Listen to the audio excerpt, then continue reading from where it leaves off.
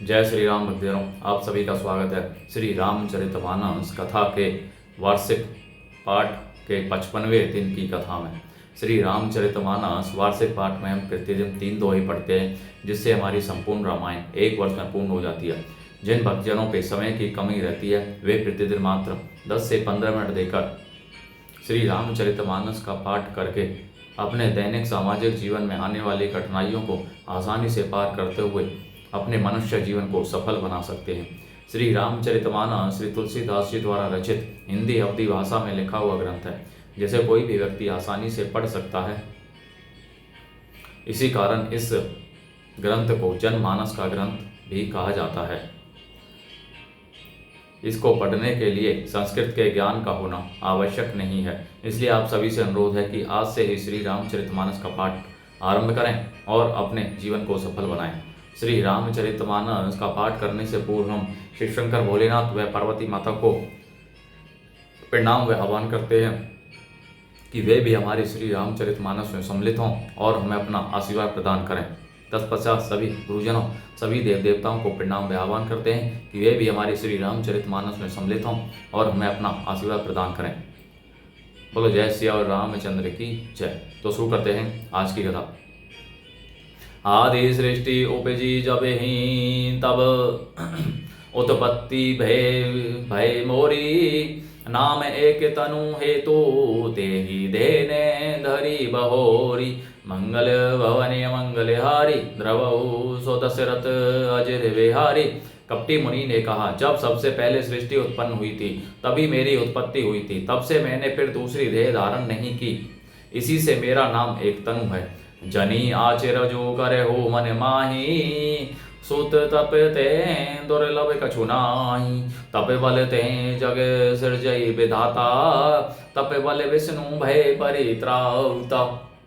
हे पुत्र, मन में आश्चर्य मत करो, तप से कुछ भी दुर्लभ नहीं है। तप के बल से ब्रह्मा जगत को रचते हैं, तप ही के बल से विष्णु संसार का पालन करने वाले बने हैं। तप बल शंभु करे ही संघारा, तपते अगमन कछु संसारा। भयो निरपे ही सुनी अति अनुरागा, कथा पुरातन कहे सो लागा।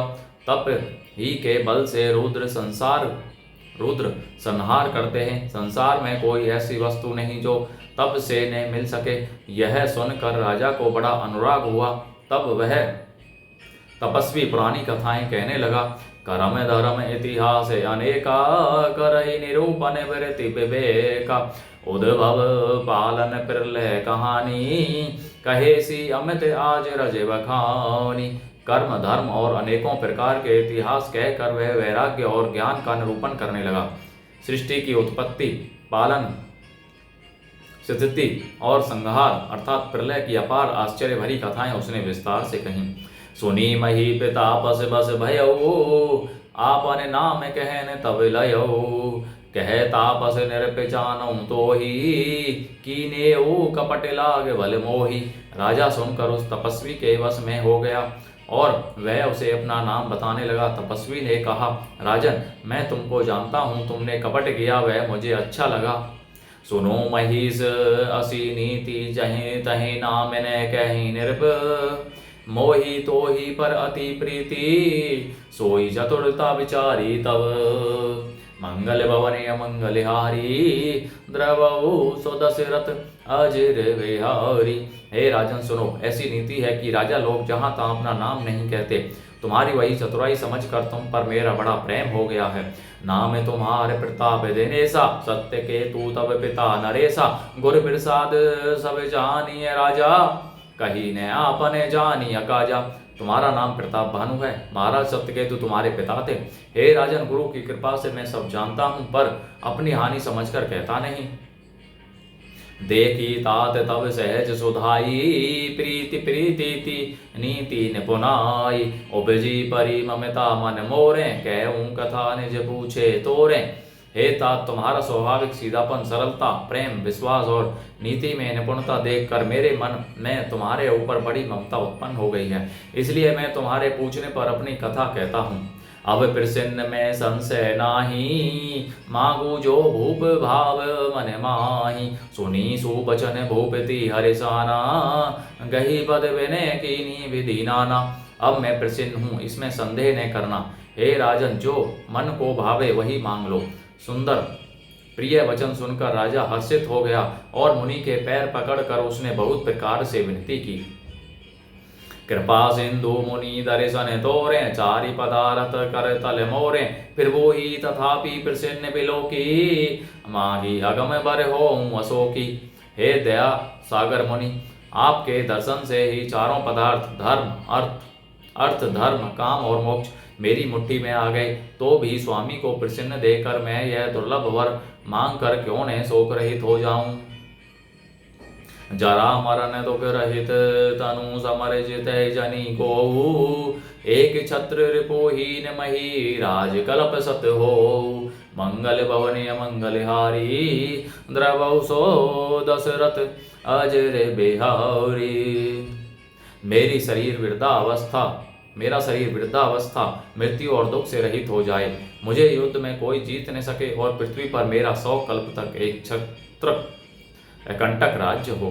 कहे तापस निरप ऐसे होई, कारण एक कटून सुनु सोई। कालौ तुए पद नाई सीसा, एक विप्र कुल छाड़ी महिषा। तपस्वी ने कहा, हे राजन, ऐसा ही हो, पर एक बात कठिन है, उसे भी सुन लो। हे पृथ्वी के स्वामी, केवल ब्राह्मण कुल को छोड़ काल भी तुम्हारे चरणों पर सिर नवाएगा। तपवल विप्र सदा परियारा, तेने के कोप ने को रखवारा। जो विप्र अन्य बस करहु नरेशा, तो तुए बस विधि विष्णु महेशा। तब के बल से ब्राह्मण सदा बलवान रहते हैं, उनके क्रोध से रक्षा करने वाला कोई नहीं है। हे नरपति, यदि तुम ब्राह्मणों को वश में कर लो तो ब्रह्मा विष्णु और महेश भी तुम्हारे अधीन हो जाएंगे। चलने ब्रह्म कुल सन बरियाई, सत्य कहूँ दो भुजा उठाई। विप्र श्राप बिनु सुनु महिपाला, तोरे नाश नहीं कभी ने हूँ काला। ब्राह्मण कुल से जोर जबरदस्ती नहीं चल सकती, मैं दोनों भुजा उठाकर सत्य कहता हूँ। हे राजन सुनो, ब्राह्मणों के श्राप बिना तुम्हारा नाश किसी काल में नहीं होगा।